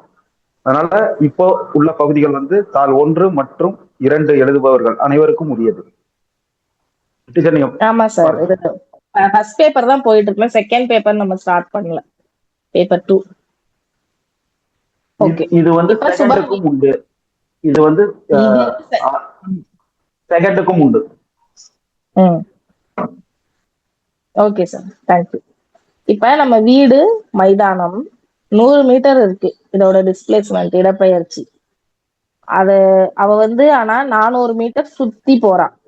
அப்ப அவளோட தொலைவு என்ன, இடப்பெயர்ச்சி என்னன்னு கேட்டிருக்காங்க. அப்ப நேர்கோட்டு தொலைவான 100 மீட்டர்ன்றது இடப்பெயர்ச்சி, அவ போற பாதை வந்து 400 மீட்டர், அது தொலைவு. அப்ப ரெண்டுக்குமான தொலைவு 400 மீட்டர், இடப்பெயர்ச்சி வந்து 100 மீட்டர். அவ எவ்வளவு இடம்பெயர்ந்திருக்கா அப்படின்னு ஒரு கேள்வி வந்தா, அவ 100 மீட்டர் தான் இடம்பெயர்ந்திருக்கா. ஏன்னா ரெண்டுக்குமான லீனியர் டிஸ்டன்ஸ் அது வந்து என்னன்னா இதுதான் 100 மீட்டர் தான். ஸோ அது வந்து அதோட டிஸ்பிளேஸ்மெண்ட் அப்படின்னு சொல்றேன். அடுத்தது கொஸ்டின்ஸ் கொடுத்துருக்காங்க. அடுத்து இது நான் போன கிளாஸ்லயே சொன்னேன், இந்த கிளாஸ்ல திரும்பவும் ரிப்பீட் பண்றேன். இப்ப நம்ம ரோட்ல போற காரு, பஸ் இதுக்கெல்லாம் தான் கிலோமீட்டர் பெர் ஹவர் அப்படி இல்லைன்னா மீட்டர் பெர் செகண்ட் அப்படின்னு நம்ம கால்குலேட் பண்ணுவோம். ஆனா கடல்லையும் வான் வழியாகவும் பயணிக்கக்கூடிய அந்த ஊர்திகளுக்கு இல்லைன்னா அந்த டிரான்ஸ்போர்ட் சிஸ்டம்ஸ் வந்து எப்படி வந்து அதோட ஸ்பீடு மெஷர் பண்றாங்கன்னா நாட்டிக்கல் மைல். இது இங்கிலீஷ் தமிழ் ரெண்டுலயும் ஒரே டேர்ம் தான் கொடுத்துருக்காங்க. நாட்டிக்கல் மைல்ன்றது ஆக்சுவலா இங்கிலீஷ் வேர்டு தான், அதுக்கு பேரலா தமிழ் வேர்டு அவங்க கொடுக்கல, நாட்டிக்கல் மைல் தான் கொடுத்துருக்காங்க. நாட்டிக்கல் மைல் அப்படிங்கிறது தான் அதனுடைய ஸ்பீடை மெஷர் பண்றதுக்கு அவங்க பயன்படுத்துறது. இதோட அலகு வந்து நாட்ஸ் அப்படின்னு கொடுத்துருக்காங்க, NAUTS. நாட்ஸ்ன்றது அதனுடைய SI அலகு. இந்த நாட்ஸ் வந்து எப்படின்னா தரையில 1852 மீட்டர், கிலோமீட்டர், 1852 கிலோமீட்டர் வந்து ஒரு நாட்டிக்கல் மைலுக்கு சமம். அப்ப இந்த நாட்ஸ் அப்படிங்கிறத வச்சுதான் அவங்க நீரிலும் ஏர்லையும் வாட்டர்லையும் டிரான்ஸ்போர்ட் சிஸ்டம்ஸோட ஸ்பீடை வந்து அவங்க கால்குலேட் பண்றாங்க அப்படிங்கறது கொடுத்துருக்காங்க. உங்களுக்கு தெரியுமால, இது ஆல்ரெடி நம்ம போன கிளாஸ்ல சொல்லியிருக்கோம். இது வந்து 6th ஒரு கொஸ்டினா கேட்டிருந்தாங்க. இங்க அதுக்கான இன்ஃபர்மேஷனாவே அவங்க தகவலாவே அதை கொடுத்துருக்காங்க. அடுத்தது வேகம், திசை வேகம் கொடுத்துருக்காங்க. வேகம் அப்படிங்கிறது என்னன்னா ஒரு தொலைவு மாறுபாட்டு வீதம். குறிப்பிட்ட நேரத்துல ஒரு பொருள் எவ்வளவு தூரம் போயிருக்கு, தொலைவை கடந்திருக்கு அப்படிங்கிறது தான் வேகம் அப்படின்னு சொல்றாங்க. வேகம்ங்கிறது ஸ்கேலார் அளவு, திசை வேகம்ங்கிறது வெக்டார் அளவு. இப்ப திசை வேகம்னாலும் கிட்டத்தட்ட ஒண்ணுதான். ஆனா வேகம்ங்கிறது தொலைவு மாறுபாட்டு வீதம், திசை வேகம்ங்கிறது இடப்பெயர்ச்சி மாறுபாட்டு வீதம். Rate of change of distance அப்படின்னா speed, rate of change of displacement அப்படின்னா அதுக்கு பேரு வெலாசிட்டி அப்படின்னு சொல்றோம். அப்ப இந்த வேகத்துக்கான இது என்ன அப்படின்னா தொலைவு பை காலம், எவ்வளவு தூரம் போயிருக்கு, கடந்த தொலைவு பை காலம், எவ்வளவு தூரம் போயிருக்கு, எவ்வளவு நேரத்துல போயிருக்கு அப்படிங்கிறது தான் வேகம். இந்த வேகத்தை ரெண்டு சொல்றாங்க, சீரான வேகம், சீரற்ற வேகம், யூனிஃபார்ம் மோஷன், நான் யூனிஃபார்ம் மோஷன். அப்ப யூனிஃபார்ம் அப்படின்னா ஏற்கனவே நான் சொன்ன மாதிரி பர்டிகுலர் பீரியட்ல பர்டிகுலர் டிஸ்டன்ஸ் போயிருந்ததுன்னா அது சீரான வேகம். குறிப்பிட்ட கால இடைவெளியில் குறிப்பிட்ட அளவு கடந்திருந்ததுன்னா சமகால இடைவெளியில சம அளவு தூரத்தை கடந்தால் அதுக்கு பேரு சீரான வேகம். இதே சமகால இடைவெளியில கடக்கல அப்படின்னா 1 மணி நேரத்துல 100 கிலோமீட்டர் போயிட்டு அடுத்த 1 மணி நேரத்துல 10 கிலோமீட்டர் தான் போயிருக்கோம்னா அதுக்கு பேரு சீரற்ற வேகம். இதே வந்து மொத 10 நிமிஷத்துல ஒரு 10 மீட்டர் போறேன், அடுத்த 10 நிமிஷத்துல ஒரு 10 மீட்டர் போறேன், அதுக்கு அடுத்த 10 நிமிஷத்துல ஒரு 10 மீட்டர் போறேன். அப்ப அந்த 2 பாயிண்ட்டுக்கு இடையில இருக்கிற டிஃபரன்ஸ், 2 வினாடிக்கு இடையில இருக்கிற டிஃபரன்ஸ பாத்தீங்கன்னா 10 தான் இருக்கும். எங்கேயுமே இது மாறாது. மொத 2 பாயிண்ட் அடுத்தடுத்த கான்சிக்யூட்டிவா அடுத்தடுத்த வினாடிகளுக்கு இடைப்பட்ட தூரங்களுக்கு இடையிலான கேப் வந்து என்னவா இருக்கும்னா ஒரா இருக்கும். ஃபர்ஸ்ட்ல 10 மீட்டரா, அப்புறம் 20 மீட்டரா இருக்கும், அப்புறம் 30 இருக்கும், அப்புறம் 40 இருக்கும். இப்போ 30ல இருந்து நீங்க 40ல இருந்து 30 கழிச்சாலும் 10 தான், 20ல இருந்து 10 கழிச்சாலும் 10 தான், 10ல இருந்து 0 கழிச்சாலும் 10 தான். அப்ப நீங்க எந்த 2 புள்ளிகளுக்கு இடையிலான இடைவெளியை பாத்தீங்கன்னாலும் ஒன்னாதான் இருக்கும். அதான் என்னன்னா சீரான வேகம். சீரற்ற வேகம்னா அப்படி ஒன்னா இருக்காது. அதான் வந்து சீரற்ற வேகம் அப்படின்னு சொல்றாங்க. இப்ப இந்த சீரற்ற வேகத்துல வேகம் நம்ம கண்டுபிடிக்க முடியாது. அது எப்படி கண்டுபிடிக்கலாம், சராசரி தான் அதுல கண்டுபிடிக்க முடியும். மொத்தமா நம்ம எவ்வளவு போயிருக்கோம், சராசரியா ஆவரேஜா இவ்வளவுதான் வந்திருக்கோம் அப்படிதான் நம்ம சொல்ல முடியுமே தவிர அக்யூரட்டா இந்த வேகத்துலதான் நான் வந்தேன் அப்படின்னு நம்மளால சொல்ல முடியாது. இப்ப இது ஆவரேஜ் ஸ்பீடு. அப்ப total distance travelled by time taken. இப்ப எவ்வளவு நேரம் நம்ம எடுத்துக்கிட்டோம், எவ்வளவு தூரம் போனோம். இப்ப 50 கிலோமீட்டர் போயிருக்கேன் நானு, ஆனா 1 ஹவர்ல போயிருக்கேன் அப்படின்னா 50/1, அப்போ 50 கிலோமீட்டர் per hour நான் வந்திருக்கேன். 100 கிலோமீட்டர் போயிருக்கேன், 3 hours ஆச்சு அப்படின்னா அப்ப 100/3, 33.33 வரும். அப்ப அந்த மாதிரி இதுல வந்து நம்ம ஆவரேஜ் தான் கண்டுபிடிக்க முடியும். இது வேகம் அக்யூரேட்டா நம்மளால சொல்ல முடியாது. அப்ப 1 கிலோமீட்டர் பர் மணி அப்படிங்கிறத மீட்டர் ஒன்னும் இல்ல, சிம்பிளிஃபை பண்ணி போட்டிருக்காங்க. 1 கிலோமீட்டர்ன்றது equals to 1000 metre, 1 hour equals to 3600 seconds, 3600 வினாடிகள். இது வந்து 1 கிலோமீட்டர் இருந்தா 1000 மீட்டர். இப்ப 1000/3600 அதை சிம்பிளிஃபை பண்ணீங்கன்னா 5/18 நமக்கு கிடைக்கும். அதுதான் வந்து equals to 5/18 metre per second அப்படின்னு அவங்க கொடுத்துருக்காங்க. இந்த பொதுவான வேகங்கள் சொல்லி எந்தெந்த இது வந்து எவ்வளவு வேகத்துல போகணும்னு சொல்லியிருக்காங்க. வேணா தெரிஞ்சுக்குங்க. இல்ல எப்படி கொஸ்டின்ஸ் வரலன்னு ரெடி பண்ண முடியல. பொருளோட அந்த பர்டிகுலர் இதோட வேகம் அப்படின்னு சொல்லி கேட்கலாம். ஆனா இது வந்து சும்மா ஒரு அசம்ஷன் பேஸ்டு டேட்டா தான். ஆனா இதுல இருந்து கொஸ்டின்ஸ் வருமானு எனக்கு சொல்ல தெரியல. அடுத்தது திசை வேகம். திசை வேகம் அப்படிங்கிறது இடப்பெயர்ச்சி மாறுபாட்டு வீதம், rate of change of displacement. அப்ப இடப்பெயர்ச்சி மாறுபாட்டு வீதம்னா 2 புள்ளிகளுக்கு இடையிலான நேர்கோட்டு தொலைவை அந்த பொருள் கடக்கிறதுக்கு எடுத்துக்கொண்ட நேரம் எவ்வளவோ அதுக்கும் அந்த குறைந்தபட்ச தூரம் எவ்வளவோ அதுக்கும் இடையிலான வீதம் தான் என்னன்னா இந்த திசை வேகம் அப்படின்னு சொல்றாங்க. இது ஒரு வெக்டார் அளவு, இதுக்கு திசை உண்டு.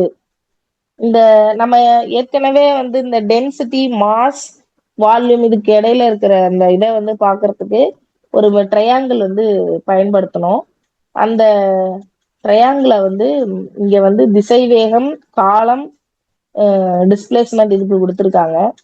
இப்ப நம்ம v is equal to D by T. விங்கிறது வந்து டி பை டி, டி மேல இருக்கு, கீழே டி. அப்ப வி வேணும்னா டி மேல போடணும், டீயை கீழே போடணும். அதே மாதிரி டி கண்டுபிடிக்கணும்னா டி மேல போடணும், வெலாசிட்டி கீழே போடணும். வி வேணும்னா v is equal to d by t, t is equal to d by v, d, d is equal to v into t. பக்கத்துல வந்துருக்கு பாருங்க. v into t ரெண்டுமே சமமா இருக்கு. So into t, v t ஆல பெருக்கணும். அப்ப நமக்கு வந்து டிஸ்பிளேஸ்மெண்ட் வந்து கிடைச்சிரும். அப்ப மேல இருக்கிற d வந்து இங்க கீழே சைட்ல இருக்கிற கண்டுபிடிச்சா d மேல போயிடும். பக்கத்துல இருக்கிறத கண்டுபிடிச்சா ரெண்டையும் மேல இருக்கிறத கண்டுபிடிச்சிங்கன்னா ரெண்டையும் பெருக்குனீங்கன்னா ஆன்சர் கிடைச்சிடும். கீழே கொடுத்துருக்காங்க இல்லையா, அதோட விளக்கம் தான் நான் இப்ப சொன்னேன். v is equal to D by T. v நமக்கு வேணும், அப்ப v விட்டுருங்க. d மேல இருக்கு, t கீழே போடணும். அப்ப d வந்து t ஆல வகுக்கணும். இப்ப t நமக்கு வேணும், t மட்டும் விட்டுருங்க. d மேல இருக்கு, v கீழே இருக்கு. அப்ப d v ஆல வகுக்கணும். இப்ப நமக்கு d வேணும், d விட்டுருங்க. v-ஐயும் t-ஐயும் ஒன்று ரெண்டு சமமா இருக்கு, சோ பெருக்கணும். அதான் இங்க வந்து அந்த தொடர்பு வந்து எளிதா பிள்ளைகளுக்காக கொடுத்துருக்காங்க. நமக்கு அது ஈஸியா தான் இருக்கு. அடுத்து வந்து இந்த கொஸ்டின்ஸ் எல்லாம் கொடுத்துருக்காங்க, ஒர்க் அவுட் பண்ணி பாருங்க.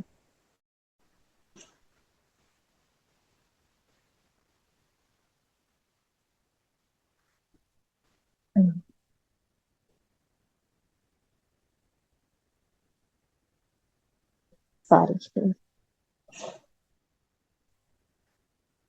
அடுத்தது இதுக்கு அடுத்த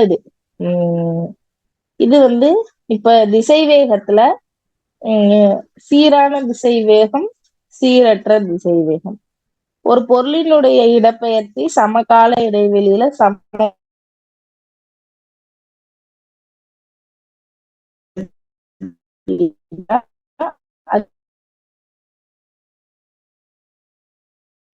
இல்ல அப்படின்னா அது பேரு சீரற்ற திசை வேகம். அப்பப்பட்டதா இருக்கும். முடுக்க நம்ம அடுத்து பார்ப்போம் சார். மறுபடி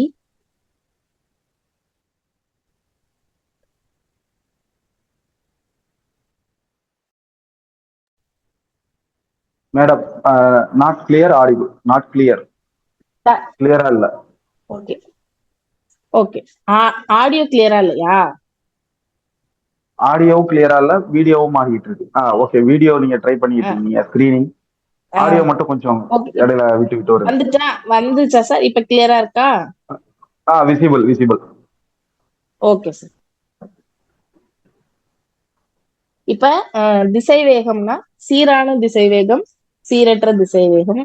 அங்க வந்து சமகால இடைவெளியில சம அளவு தொலைவு, இங்க சமகால இடைவெளியில சம அளவு இடப்பெயர்ச்சி இருந்ததுன்னா அது சீரான திசை வேகம். சீரற்ற திசை வேகம்னா அதுக்கு சமமா இருக்கணும்னு அவசியம் இல்லை, அவ்வளவுதான்.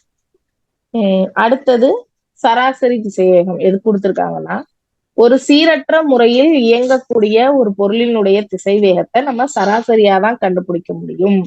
அது மொத்தமா எவ்வளவு தூரம் வந்துச்சு, அடைந்த மொத்த இடப்பெயர்ச்சி, டோட்டல் டிஸ்பிளேஸ்மெண்ட் பை டைம்.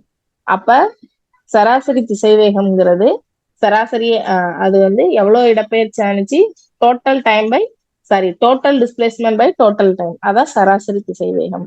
ஆவரேஜா இவ்வளவு வந்திருக்கலாம் அப்படின்னு நம்ம சொல்றோம். அது ஒரு மணி நேரத்துல எவ்வளவு வந்துச்சு, அடுத்த அப்படி இல்லை, நான் ஆவரேஜா இந்த ஸ்பீட்ல அது வந்திருக்கு சராசரியா அப்படின்னு நம்ம கண்டுபிடிக்க முடியும். அடுத்தது முடுக்கம். முடுக்கம் அப்படிங்கிறது என்னன்னா திசைவேக மாறுபாட்டு வீதம், rate of change of velocity. வெலாசிட்டியும் ஒரு பொருளுக்கு வந்து மாறிட்டே இருக்கும். ஒரே திசைவேகத்துல ஒரு பொருள் இயங்காது. ஃபார் எக்ஸாம்பிள், கூட்டமா இருக்கிற இடத்துல பஸ் ஸ்லோவா போகும். இதே வந்து கூட்டம் இல்லாத ஒரு பைபாஸ்ல பஸ்ஸோ காரோ ரொம்ப ஃபாஸ்டா போகும். அப்ப அப்ப நம்ம வந்து ஒரு இடத்துல வேகத்தை ஜாஸ்தியாக்குறோம், ஒரு இடத்துல வேகத்தை வந்து குறைக்கிறோம். அப்ப இந்த மாதிரி மாறி மாறிதான் அந்த திசை வேகமானது இருக்கும். ஒரு பொருளுக்கு, ஒரு காருக்கோ, ஒரு பஸ்ஸுக்கோ, ஒரு டூ வீலருக்கோ. அப்ப இந்த திசை வேகமானது மாறிக்கிட்டே இருக்கும். அப்ப இறுதியா எவ்வளவு திசை வேகம் இருந்துச்சு, ஆரம்பத்துல எவ்வளவு திசை வேகம் இருந்துச்சு, இனிஷியலா எவ்வளவு இருந்துச்சு, ஃபைனலா எவ்வளவு இருக்கு. இப்ப ஃபைனல் வெலாசிட்டில இருந்து இனிஷியல் வெலாசிட்டிய நம்ம மைனஸ் பண்ணா அதுக்கும் அந்த டைம் எவ்வளவு டைம் எடுத்துக்கிட்டோம் அதுக்கும் இருக்கிற ரேஷியோ விகிதம் அதுதான் என்னன்னா முடுக்கம் அப்படின்னு சொல்றோம். ஈஸியா சொல்லணும்னா திசைவேக மாறுபாட்டு வீதம், அதுதான் என்னன்னா முடுக்கம் அப்படின்னு சொல்றோம். இறுதி திசைவேகம் வெலாசிட்டிய வின்னு சொல்றாங்க, இனிஷியல் வெலாசிட்டிய வந்து யூன்னு சொல்றாங்க. இதுல என்ன நம்ம தெரிஞ்சுக்கணும்னா, சப்போஸ் இறுதி திசைவேகம் குறைவாக இருந்து இறுதி திசைவேகம் கம்மியா இருந்து ஆரம்ப திசைவேகம் ஜாஸ்தியா இருந்ததுன்னா அதுக்கு பேரு எதிர் முடுக்கம். ஃபர்ஸ்ட் ஜாஸ்தியா போயிட்டே இருக்கும், ஒரு பாயிண்ட்ல போய் 0 ஆயிடும். இப்போ ஒரு சாக்பீஸை நம்ம மேல விட்டேறினோம்னா வேகமா போகும், இங்க இருந்து போகும்போதே அதோட வேகம் குறைஞ்சுக்கிட்டே இருக்கும், ஒரு பாயிண்ட்ல 0 ஆயிடும், மறுபடியும் ஜாஸ்தி ஆகும்.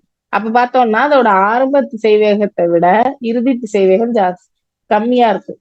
அப்படி இறுதி திசைவேகம் அதிகமாக இருந்து ஆரம்ப திசைவேகம் குறைவாக இருந்துச்சு அப்படின்னா அதுக்கு பேர் என்னன்னா எதிர் முடுக்கம். இல்ல இறுதி திசைவேகம் தான் அதிகமா இருக்கு, ஆரம்ப திசைவேகம் கம்மியா தான் இருக்கு அப்படின்னா அதுக்கு பேரு நேர்முடுக்கம். நெகட்டிவ் ஆக்சலரேஷன் டீசலரேஷன் அப்படின்னு சொல்லுவாங்க. இல்ல அப்படின்னா நெகட்டிவ் ஆக்சலரேஷன் அப்படின்னு கூட சொல்லலாம் எதிர் முடுக்கத்தை. டீசலரேஷன் அப்படின்னா எதிர் முடுக்கம். இப்ப நம்ம மேலே தூக்கி போடக்கூடிய ஒவ்வொரு பொருளுமே வந்து என்ன ஆகும்னா டீசலரேட் தான் ஆகும், ஒரு பாயிண்ட்ல போயிட்டு 0 ஆயிடும், அதோடது திரும்ப கீழே விடும். அப்ப இறுதி திசை வேகம் கம்மியாயிடும், ஆரம்ப சுழியா கூட ஆயிடும், ஆரம்ப திசை வேகம் வந்து ஜாஸ்தியா இருக்கும். அப்ப எப்பவுமே ஃபைனல் தான் ஜாஸ்தியா இருக்கணும், ஜாஸ்தியா இருந்துச்சுன்னாதான் அது நேர். ஆரம்பிக்கும் போது ஒண்ணுமே இல்லாம ஆரம்பிப்போம், முடிக்கும் போது நிறைய இருக்கும் நம்ம கிட்ட. அப்படி இருந்துனாதான் அது பேரு பாசிட்டிவா இருக்கும்.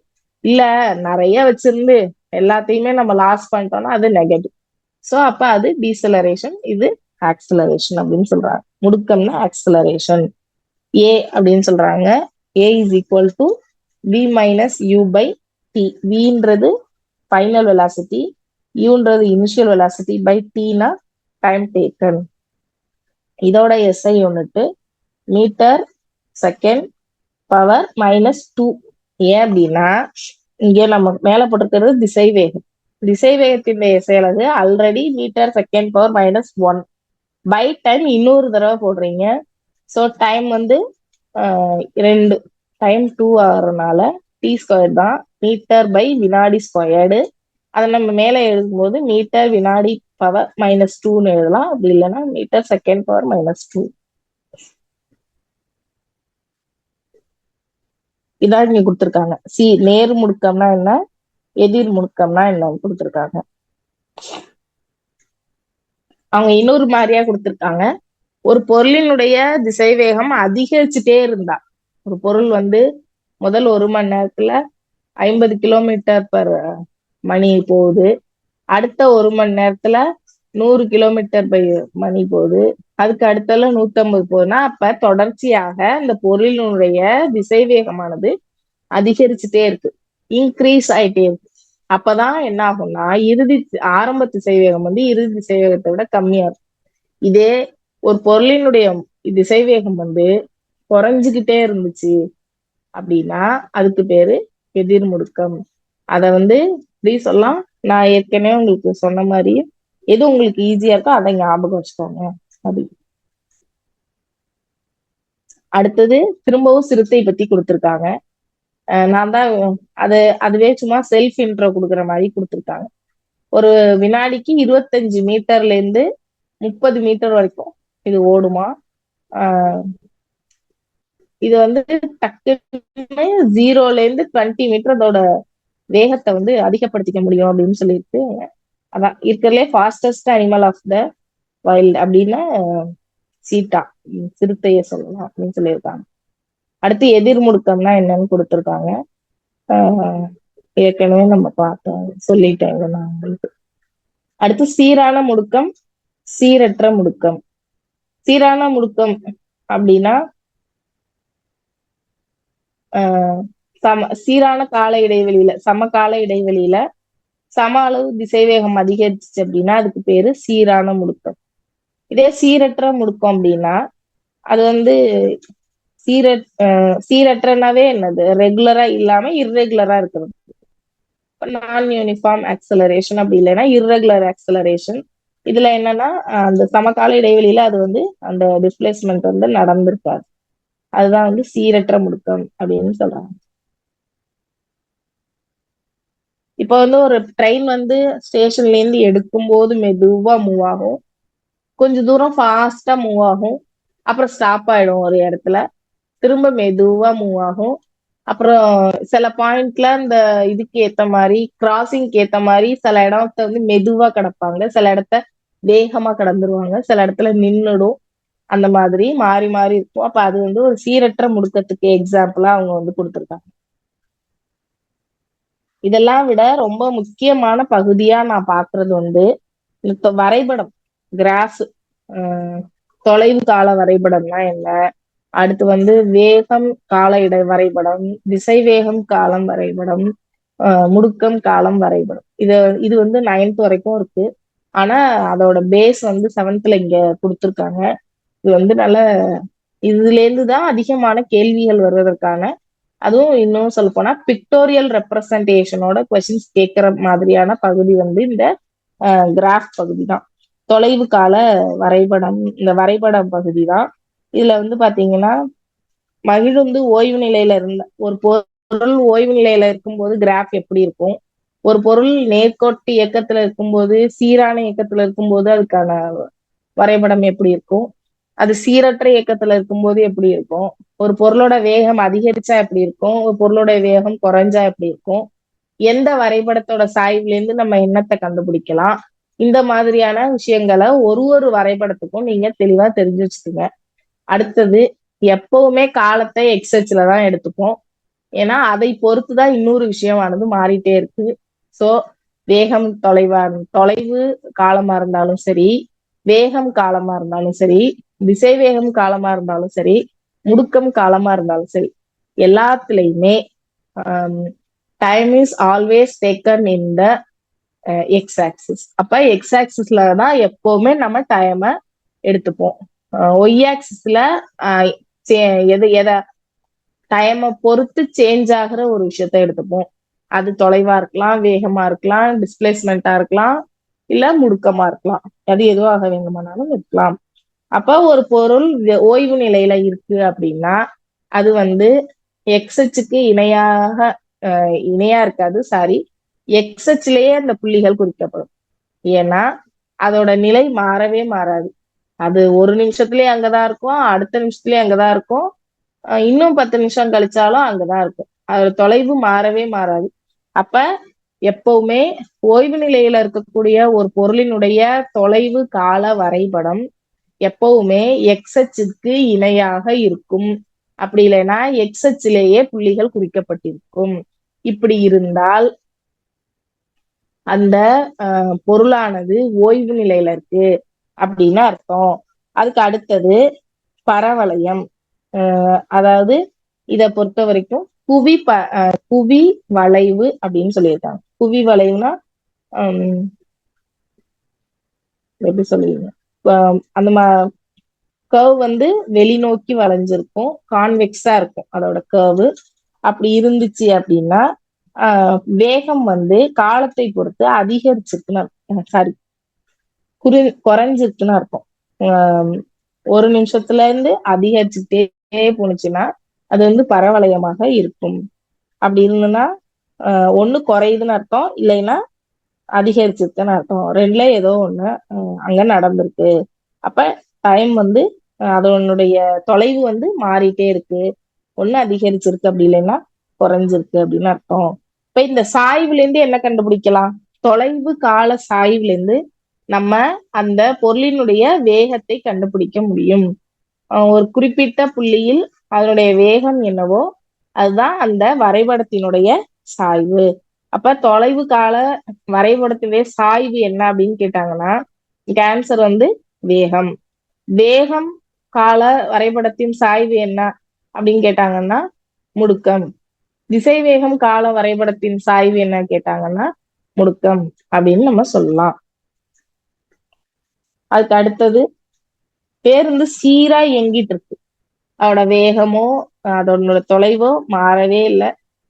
அப்ப சீரான இயக்கத்திற்கும் எக்ஸச்சுக்கு இணையான ஒரு இதுதான் கிடைக்கும். ஏன்னா நேரத்தை பொறுத்து அதோட டிஸ்டன்ஸ் வந்து வேகம் வந்து என்ன பண்ணிருக்காது, மாறவே மாறாது. ஒரே வேகத்திலேயே போகும். சமகால இடைவெளி சம அளவு தூரம்ங்கிறதுனால அப்ப அது வந்து எக்ஸச்சுக்கு இணையான ஒரு வளையமா கிடைக்கும்.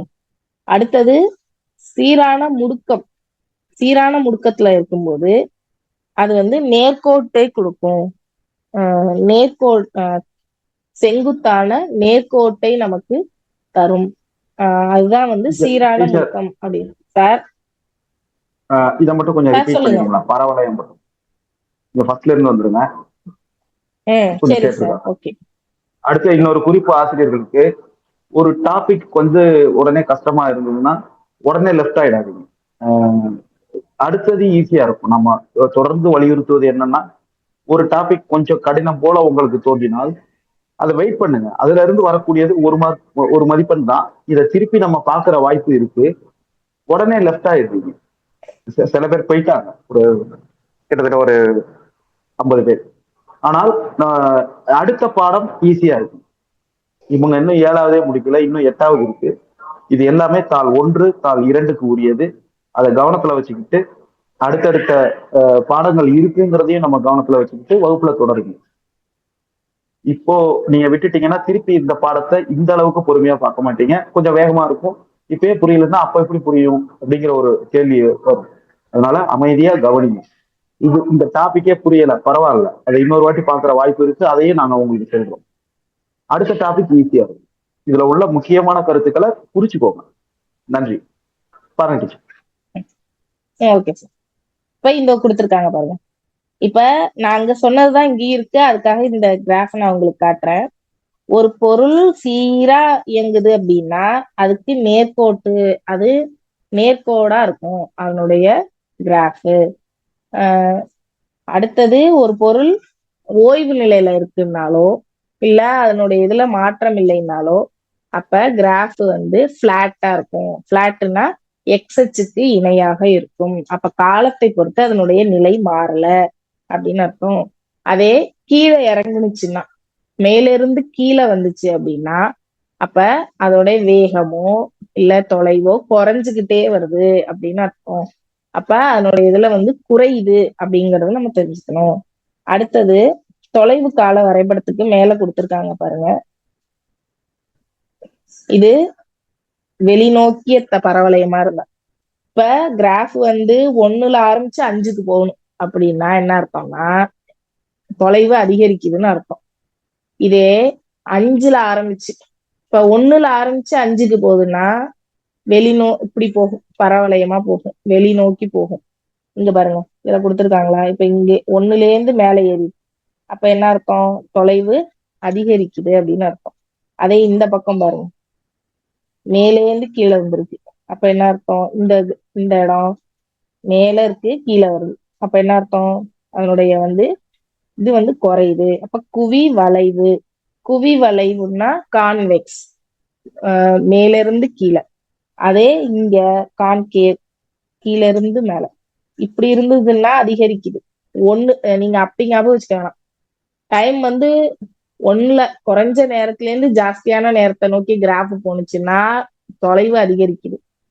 அதிகமான நேரத்துல இருந்து இப்ப ஃபார் எக்ஸாம்பிள் 5ல இருந்து தான் ஆரம்பிக்க முடியும். 5ல இருந்து 1க்கு வந்துச்சுன்னா அப்ப மேல இருந்து கீழே வந்துச்சுன்னா அதுக்கு பேரு அதுல வந்து டிஸ்டன்ஸ்ல வந்து குறைவு இருக்கு அப்படின்னு அர்த்தம். இதுதான் நான் அங்கேயும் சொன்னேன்.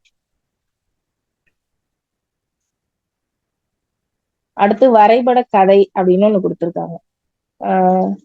ராஜு வந்து பள்ளிக்கு போயிட்டு இருந்தான். அவன் பேனாவை வீட்லயே வச்சுட்டு வந்துட்டான். நேரா போயிட்டு இருக்கான். தெரியுதா? நேரா போயிட்டு இருக்கான். பேனாவை வீட்டுல வச்சுட்டான். ஒரு பாயிண்ட்ல நின்னுட்டான். விட்டது நினைவுக்கு வந்தது. பேனாவை எடுத்துவர வீட்டுக்கு செல்லும் போது திடீரென ஒரு சப்தம் கேட்டவுடன் அவன் நின்று விட்டான். போறான், திரும்பி வரான், அப்புறம் நின்னுட்டான். ஃபர்ஸ்ட் போயிட்டே இருக்கான், ஒரு பாயிண்ட்ல யோசிக்கிறான், திரும்ப வரான், அப்ப நின்னுட்டான். இது கிராஃப்.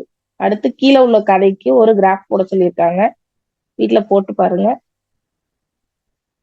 அதுக்கு அடுத்தது இப்ப ஈர்ப்பு மையம். அப்படி இப்ப வந்து இது வரைக்கும் நம்ம பார்த்தது வந்து தொலைவு, இடப்பெயர்ச்சி, வேகம், திசை வேகம், முடுக்கம், இது பார்த்திருப்போம். இதோட இதே மாதிரியான கருத்துக்கள் 9th இருக்கு. மேபி இப்ப உங்களுக்கு ஒரு சின்னதா கேட்டது திரும்ப நான் 9th இதே விஷயங்கள் தான் அங்கேயும் இருக்கு. ஆனா வேற வார்த்தைகள்னால கொடுத்துருக்காங்க, அவ்வளவுதான். அப்போ உங்களுக்கு வந்து இன்னும் மேபி கிளியரா புரியும்னு நான் நம்புறேன். அடுத்து வந்து ஈர்ப்பு மையம். ஈர்ப்பு மையம் அப்படின்றது ஒரு பொருளை சமநிலையில நிறுத்தக்கூடிய புள்ளி எதுவோ அதுதான் ஈர்ப்பு மையம். இப்ப இந்த நம்ம ஃபுட்பால்லாம் பார்த்திருப்போம். ஃபுட்பால்லாம் கையில வச்சு சுத்துவாங்க. சில பேர் ஃபுட்பாலை வந்து கையில வச்சு நிறுத்தி இருப்பாங்க. அதோட ட்ரிக் என்னன்னா, அதோட கிராவிடேஷனல் சென்ட்ரியாய்டு அப்படின்னு சொல்றாங்க.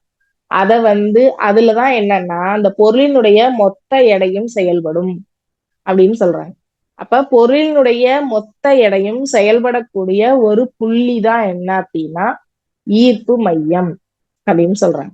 அப்ப இந்த ஈர்ப்பு மையத்தை வச்சுதான் ஒரு பொருளை சமநிலைக்கு உட்படுத்த முடியும். இப்ப ஈர்ப்பு மையத்தை இல்லாம ஒரு பொருளை நம்ம சமநிலைப்படுத்த முடியாது அப்படின்னு சொல்றாங்க. அடுத்தது வந்து ஈர்ப்பு மையம்னா கிராவிடேஷனல் சென்டர் ஆஃப் ஆப்ஜெக்ட், அப்படி இல்லைன்னா சென்டிரியாய்டு. இது வந்து ரெகுலர் ஆப்ஜெக்ட்ஸ்க்கு ஒரு மாதிரி இருக்கும். ரெகுலர் பேட்டர்ன்ஸ், ட்ரையாங்கிள், இது கியூபாய்டு, கியூபு, இந்த மாதிரியான விஷயங்களுக்கு ஒரு மாதிரி, கோனு, இந்த மாதிரியான விஷயங்களுக்கு ஒரு மாதிரி இருக்கும். அதே இர்ரெகுலர் ஷேப்ஸ்க்கு வேற மாதிரி இருக்கும். இப்ப இர்ரெகுலர் ஷேப்ஸ்க்கு எப்படி கண்டுபிடிக்கலாம்னு சொல்லி இங்க கொடுத்துருக்காங்க, பார்த்துக்கோங்க. அடுத்தது செவ்வகத்தோடது இந்த மாதிரியானதுக்கு எப்படி இருக்கும்னா அதனுடைய டயக்னல்ஸ் ஜாயின் பண்ற பாயிண்ட் அதுதான் என்ன சொல்றாங்கன்னா அதனுடைய ஈர்ப்பு மையமா இருக்கும் அப்படின்னு சொல்லிட்டு. இப்போ ஒரு சதுரம் இருக்கு அப்படின்னா ஒரு சதுரத்தை நம்ம கீழே விழாம பிடிக்கணும்னா அதோட கார்னர்ல பிடிச்சீங்கன்னா அது விழுந்துரும். நீங்க ஒரு விரல்ல கூட அந்த சதுரத்தை நிக்க வைக்கலாம். ஆனா எப்படி நிக்க வைக்கணும்னா அந்த ஈர்ப்பு மையத்தை அந்த அந்த பாயிண்ட்ல நிக்க வைக்கணும். அப்படி நிக்க வச்சீங்கன்னா மட்டும்தான் அந்த சதுரம் உங்க கையில இருக்கும். இல்ல நீங்க ஓரத்துல தள்ளி அப்படி எல்லாம் பிடிச்சீங்கன்னா அந்த சதுரமானது கீழே விழுந்து விடும். அப்ப அது சமநிலையில இருக்காது. அப்போ ஒரு பொருள் சமநிலையில இருக்கணும் அப்படின்னா அந்த ஈர்ப்பு மையத்தை வந்து நம்ம சமநிலைப்படுத்தினா மட்டும்தான் அது வந்து ஒரு பொருள் பிளாட்டா ஒரு இடத்துல நிற்கும். இல்லைன்னா அந்த பொருள் நிக்காது, கீழே விழும். அதான் வந்து ஈர்ப்பு மையத்தோட கான்செப்ட். வட்டத்துக்கு வந்து பாத்தீங்கன்னா அதனுடைய மையத்துல இருக்கும். அடுத்தது இதுக்கு ட்ரையாங்கிள், பிரமிட்ஸ்க்கு வந்து அதோட டயக்னல்ஸ் சந்திக்கக்கூடிய இடத்துல இருக்கும் அப்படின்னு சொல்லியிருக்காங்க. அடுத்தது சமநிலை. அதுல வந்து உறுதி சமநிலை, உறுதியற்ற சமநிலை, நடுநிலை சமநிலைன்னு 3 கொடுத்துருக்காங்க. உறுதி சமநிலை இது 3ஐயும் எதை வச்சு சொல்லியிருக்காங்க அப்படின்னா ஒரு கோணை வச்சு சொல்லியிருக்காங்க. இப்ப ஒரு பொருளை வந்து சமநிலைப்படுத்தணும்னா அதோட ஈர்ப்பு மையங்களை எங்க அமைக்கணும் அப்படின்னு சொல்லி இங்க பின்னாடி கொடுத்துருக்காங்க, அதையும் நம்ம பார்ப்போம். இப்ப இந்த உறுதி சமநிலையில பாத்தீங்கன்னா இந்த கோணை அகன்ற பக்கத்தை அடிப்பக்கத்துல வச்சு இந்த கோணை மேல இருந்து இழுத்தாலும் மறுபடியும் அந்த நிலைமைக்கு அந்த கோணானது போயிடும், அந்த கூம்பானது போயிடும். ஏன் அப்படின்னா அந்த ஈர்ப்பு மையத்தினுடைய உயரம் குறைவாக இருக்கும். அதே சமயம் இந்த இந்த குறுகிய பக்கத்தை அடியில பிடிச்சு நிறுத்துனீங்க அப்படின்னா அந்த கோணை நீங்க அகன்ற பக்கத்தை இழுக்கும் போது அந்த கோன் வந்து உருண்டி கீழே விழுறதுக்கான வாய்ப்புகள் இருக்கு.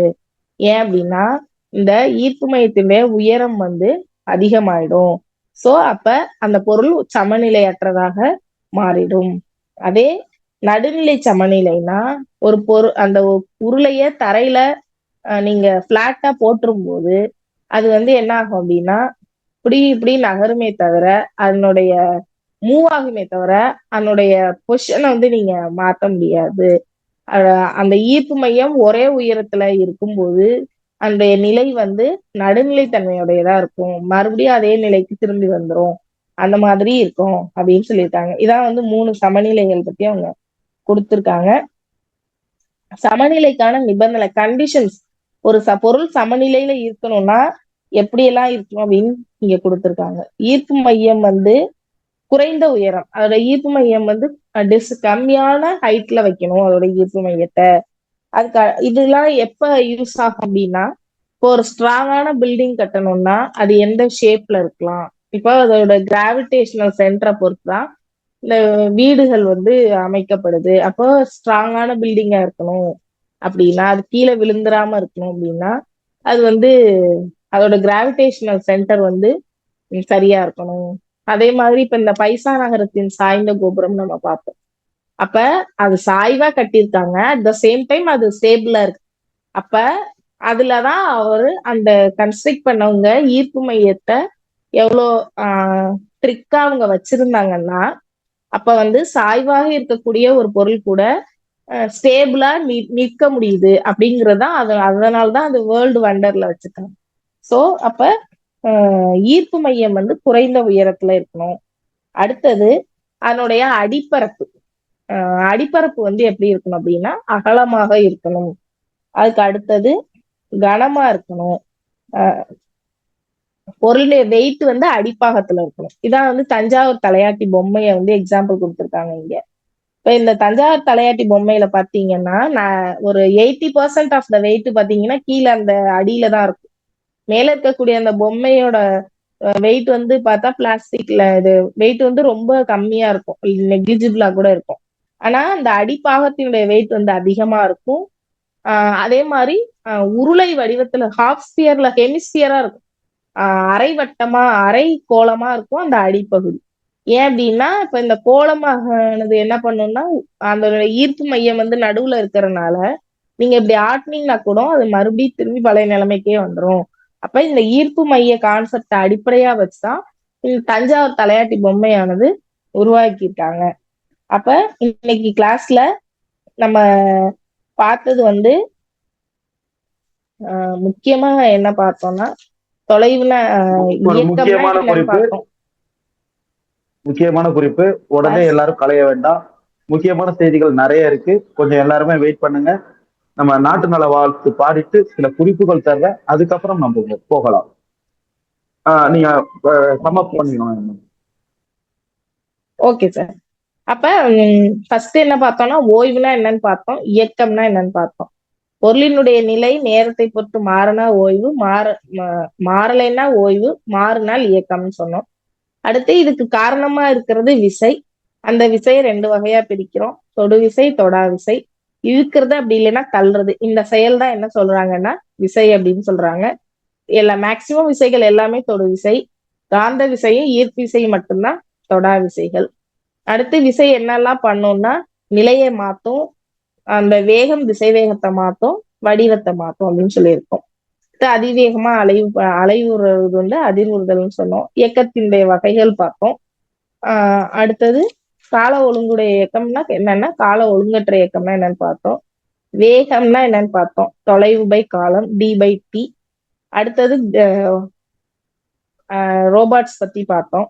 செக்கோஸ்லேவியா மொழியிலேருந்து வந்துச்சு, ரொபாட்டான்ற வார்த்தையில வந்துச்சு. இந்த ரொபாட்டான்ற வார்த்தைக்கு வந்து ஃபோர்ஸ்டு லேபர் அப்படின்னு அர்த்தம். அடுத்தது நானோபாட்ஸ் பத்தி பார்த்தோம். தொலைவுனா என்ன, பொருள் கடந்த பாதையின் நீளம். இடப்பெயர்ச்சின்னா இரு புள்ளிகளுக்கு இடைப்பட்ட மிக குறைந்த நேர்கோட்டு தொலைவு. Shortest linear linear length of the length between 2 points, அதான் வந்து டிஸ்பிளேஸ்மெண்ட்னு சொல்றோம். அடுத்து வந்து காத்துலயும் தண்ணிலையும் போகக்கூடிய வெஹிக்கிள்ஸ் வந்து எப்படின்னா நாட்டிக்கல் மைல் வச்சு அதை கணக்கிடுறோம். ஒரு நாட்டிக்கல் மைல்ன்றது 1852 மீட்டருக்கு சமம், கிலோமீட்டருக்கு சமம். அதுக்கு மீட்டருக்கு சமம் 1.852 கிலோமீட்டருக்கு சமம். அதுக்கு அடுத்தது வேகம்னா தொலைவு மாறுபாட்டு வீதம். திசை வேகம்னா இடப்பெயர்ச்சி மாறுபாட்டு வீதம். சீரான இயக்கம்னா என்ன, சீரற்ற இயக்கம்னா என்ன, அதோட கிராஃப் எப்படி இருக்கும், அதோட சாய்வுல இருந்து நம்ம என்ன கண்டுபிடிக்கலாம், இதெல்லாம் பார்த்தோம். தொலைவு கால வரைபட சாய்வு வந்து வேகம், வேகம் கால வரைபட சாய்வு வந்து முடுக்கம், திசைவேக கால வரைபட சாய்வு வந்து அதுவும் முடுக்கம் தான். அடுத்தது முடுக்கம்னா என்ன, எதிர் முடுக்கம்னா என்ன, வேகம் அதிகரிச்சுட்டே இருந்ததுன்னா நேர் முடுக்கம், குறைஞ்சிட்டே இருந்ததுன்னா எதிர் முடுக்கம். இவ்வளவும் நம்ம பார்த்திருக்கோம். அடுத்து ஈர்ப்பு மையம் பத்தி பார்த்திருக்கோம். இது வந்து 6th and 7th கிளாஸஸ். நான் வந்து லாஸ்ட் கிளாஸோட ஃபீட்பேக் வச்சு நான் ரொம்ப மெதுவா தான் போயிருக்கேன். எனக்கு தெரிஞ்சு இது இன்னும் வேகமா கூட நம்ம பண்ணிருக்கலாம். ஆனா நான் ஸ்லோவா போகணுன்ற இன்டென்ஷனோடயே தான் நான் ஸ்லோவா தான் சொல்லியிருக்கேன். இதுலயும் உங்களுக்கு எதுனா கிளாரிட்டி தேவைப்பட்டதுன்னா ப்ளீஸ் சொல்லுங்க. கண்டிப்பா எதை மாத்திக்கணும்னு நம்ம எல்லாருக்கும் யூஸ்ஃபுல்லா இருக்கணும். அதான் நம்மளோட மோட்டோவா இருக்கணும், இன்டென்ஷனா இருக்கணும்னு நான் நினைக்கிறேன். இது வந்து நம்ம ஏதோ நடத்தணும் அப்படி போயிடக்கூடாது. கண்டிப்பா நான் என்னோட நேரத்தையும் இவ்வளவு 1000 பேரோட நேரத்தையும் வீணாக்காம ஒரு பயனுள்ள வகையில கன்ஸ்ட்ரக்டிவா மாத்துறதுக்கு ப்ளீஸ் ஷேர் யுவர் ஃபீட்பேக். அது கண்டிப்பா நாங்க அக்செப்ட் பண்ணிக்கிறதுக்கு நான் ரெடியா இருக்கேன். ப்ளீஸ் வந்து இதை எப்படி இன்னும் உங்களுக்கு புரியாத பகுதிகள், இது வந்து எனக்கு புரியல அப்படின்ற மாதிரியானதை வந்து சொல்லுங்க. எனக்கு சொல்லனாலும் சாரு குரூப்ஸ்ல சொல்லுவீங்கன்னு நினைக்கிறேன். எனக்கு தெரியல எப்படி ஃபீட்பேக் ஷேர் பண்றீங்கன்னு. அது வழியா எனக்கு ப்ளீஸ் ஷேர் வித் மீ. நான் வந்து I update myself. Thank you. Thanks சொன்னேன்.